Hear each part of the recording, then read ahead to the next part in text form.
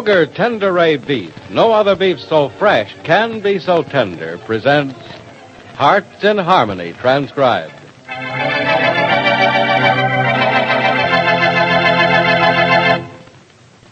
Friends, there's a world of meaning packed into the three short words, Kroger Tenderay Beef. It's just another way to say freshness, tenderness, juiciness, and deliciousness. Yes, Kroger brings you all of those things in Kroger Tenderay Beef, because only the top quality grades are used, and those top quality grades come only from grain-fed cattle. Now, the mention of the word grain should bring to mind the countless newspaper stories about the scarcity of grain and how it's being rushed overseas to prevent starvation. Thus, you'll readily understand why it's so hard for us to get grain-fed beef. Every available ounce of that good grain is needed to feed millions of starving people the world over. When those people no longer face famine, then we can once more use grain for cattle feeding. So for the time being, you won't be able to get those fresh and tender Kroger Tenderay steaks and roasts. But remember, until Tenderay is plentiful again, Kroger will always bring you the best beef on the market whenever it's available. Well, thank you, sir. Thank you very much. And now, Hearts in Harmony.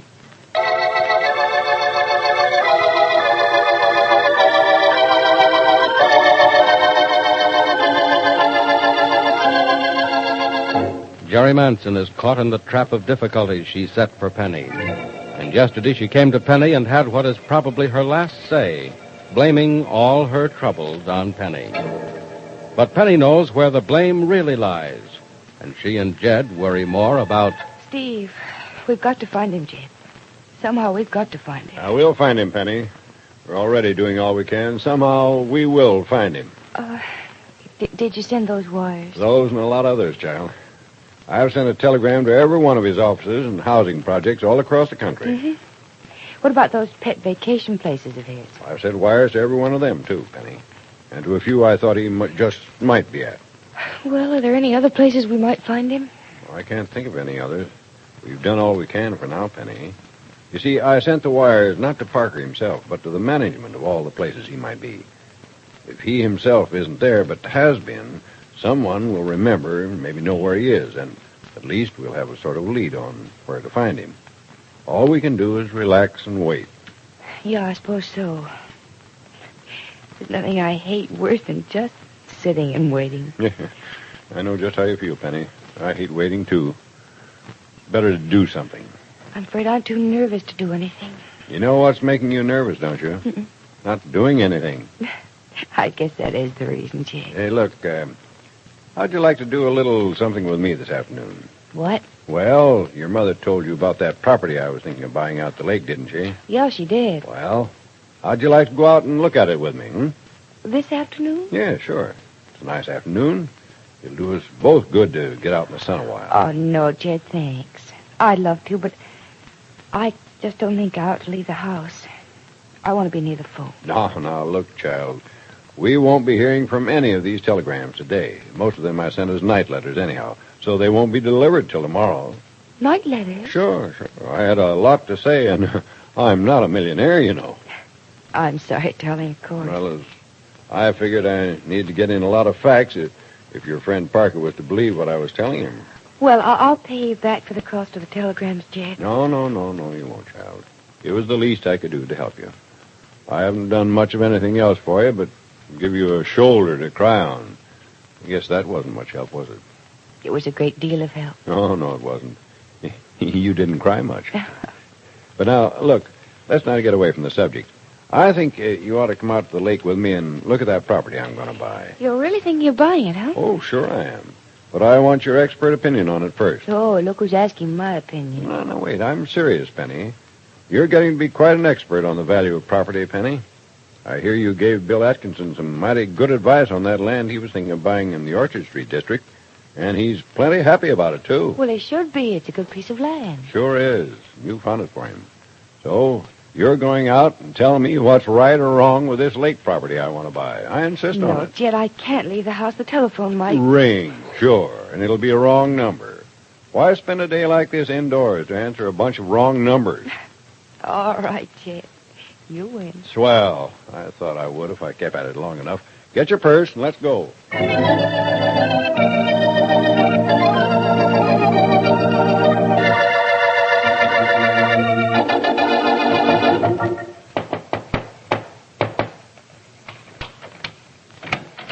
Come in quick, Jerry. It's all right, Richard. Nobody saw me.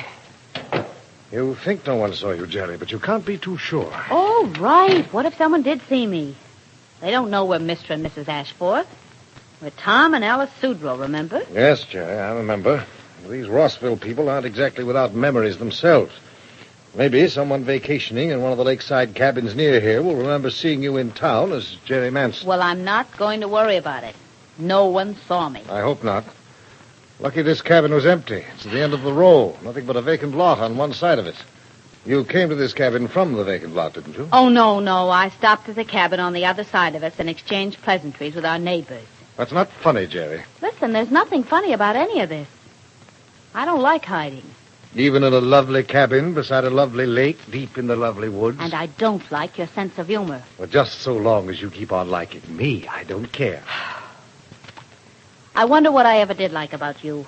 Well, it's quite obvious, isn't it? My money. Well, what good is your money now? You have to hide in a cheap cabin next to this bug-infested... And why? But you had a crush on that fool Steve Parker and got foolish when you thought you were losing him. Listen, I wasn't the only one losing him. You were, too. Who would you have used as a front man after Penny Gibbs talked Steve into quitting the company? She wouldn't have talked him into quitting. He was making too much money. No girl is going to tell a man to stop making money. Oh, you think not, huh? Well, you don't know Penny Gibbs. She is so noble, she is not human. She'd have found out about the setup before long because Steve didn't know how to hold his tongue around her. He'd have told her everything, and she'd have talked him into leaving it. Well, what if she had? I'd have found another idiot to take his place. Or perhaps you wouldn't have liked him as well as you did Steve Parker. I liked Steve Parker because he was just the kind of fool we needed. Oh, you make me sick. I make you sick. My dear wife, except for the fact that you fell in love with our dear Mr. Parker, our plans were working perfectly. I fell in love with him. Now, don't make me laugh. Don't make me call you a liar. You know you were in love with him. I was not. Oh? Well, then you most certainly preferred him to me, your own husband. Well, anyone knowing both you and Steve would not have blamed me for the preference. All you have is money, and what good is money? We'd be in jail now if it weren't for my money. That's what good money is. Yes. But how long is your money going to keep us out of jail? Well, it's kept us out of jail so far. As long as it holds out, we'll fight this case. And after you've spent your precious millions? I don't know. You're worried more about the loss of the money than you are of me, aren't you? Don't ask foolish questions. Well, it was a foolish question, wasn't it? Obviously, you never cared for me. It was always my money. Well, all right. So what are you going to do? Cry about it? No, but I've a good mind to turn you over to the authorities. I can just see you doing that. You turn me over to the federal agents, and you turn yourself over, too. Maybe I will. Or maybe you won't. You'll stay right here in this cabin with me. We're quite safe here. We're just Mr. and Mrs. Sudrow spending a quiet summer in a cottage by the lake. Yes, we'll stay here all right.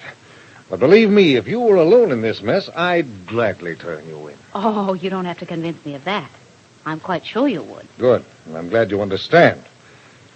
And now that we have that settled, let's take inventory of our position. Our position is quite clear and simple. The federal agents are obviously looking for us in New York or at your country place, so they will never think to look for us here at Rossville Lake. No, I don't think so.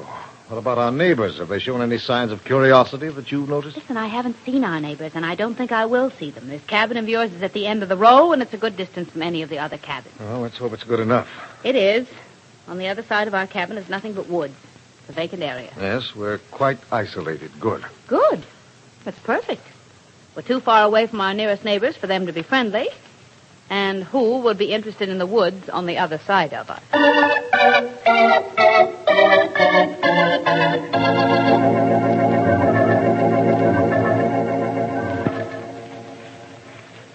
Right through these bushes here, Penny. You can see the lake. Walking through these bushes is certainly great for my stockings. Well, maybe not. But getting out here in the air is good for you. Yeah. And now we can see the lake. Oh, Jet, it's just lovely from here. Like it, huh? Mm-hmm. Well, what do you think? Should I buy this property? Well, if you want a cottage by the lake, I can't think of a better place to build it. You mean that? Uh-huh. Of course, you're pretty far from the other cabins. Yes, I know that, but I thought that would sort of be nice. I guess it would be at that. Well, let's see. Where's the last cabin in a row around the lake? Right through those trees there. You can see the porch on it.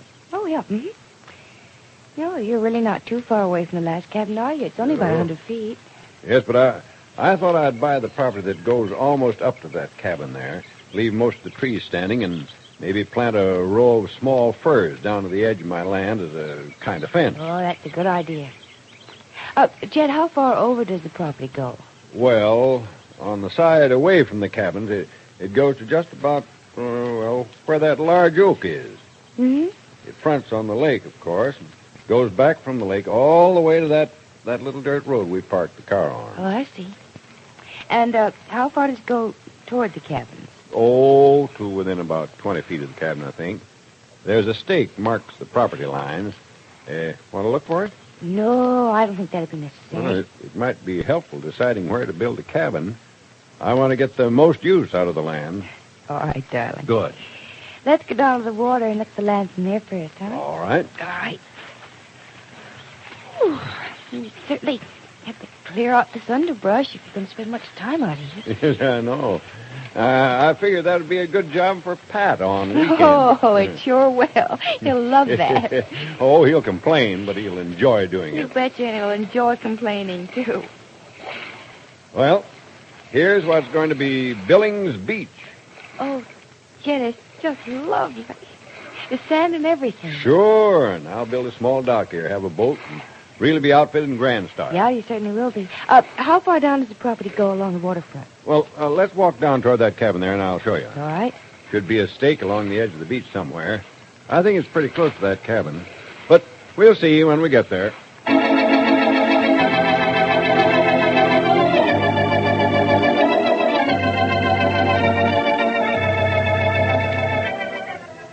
Penny and Jed are walking toward the cabin in which Jerry Manson and her husband are hiding.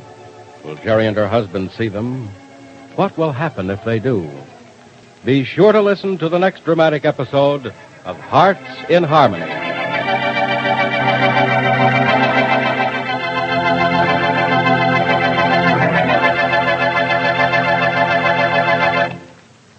You know, ladies, it's funny how a certain phrase will keep running through your mind. One that I've been saying is, Kroger Tenderay beef is world famous because no other beef so fresh can be so tender. And there's another thing I've been repeating over and over again lately. Now that the top quality grades of beef used for Kroger Tenderay are scarce, it's a Kroger chicken dinner is always a winner. Yes, and I'll wager you'll be saying that phrase too, once you've served your family some of that swell, country-tasting chicken we're featuring at all our Kroger stores this week. It doesn't matter whether your family likes it fried or roasted or stewed. No matter the style, with Kroger chickens, every member of the household will be delighted.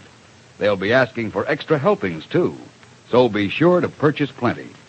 You'll find the price is right, and you'll find that Kroger chickens are exactly right for a real country-style chicken dinner. Visit your Kroger store and get some soon, won't you?